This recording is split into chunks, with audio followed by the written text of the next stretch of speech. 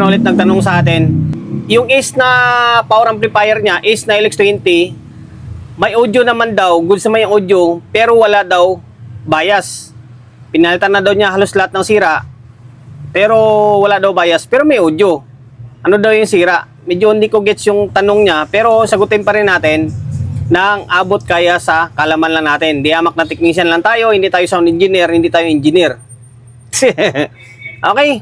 Dapat meron talagang masusukat dyan. Meron ka masusukat, lalo sa Ace na LX20, lagi tayong gumagawa niyan. Dapat may masukat ka dyan na mga nasa 0.25 pataas hanggang 0.4. Pero kung walang bias yan na gumagana, gagana pa rin yan kahit na zero bias yan. Kaso lang, mahina, and then basag yung tunog niya dapat.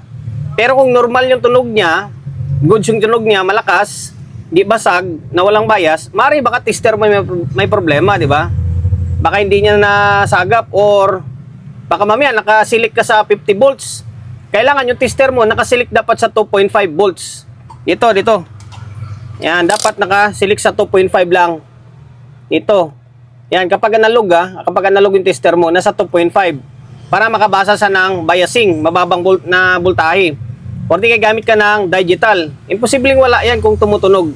Kasi kung zero talaga sinwala yan, hindi dapat tutunog yan. Or kung tutunog man, may na, hindi basag yung tunog niya.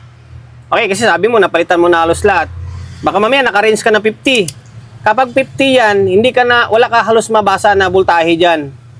Okay, dapat nasa 2.5 lang dito. Okay, check mo yung tester mo Baka mamaya tester mo yung may problema. Or sa setting ng tester, nasa 2.5 volts. Tapos masusukat mo yan, dapat mga sa 0.25 na DC volts. Okay? Kasi para imposible, di ba, na goods ang audio, wala naman nasira. Tapos, wala kang masusukat ng bias. Yun lang, check mo yung range ng kwan mo, tester.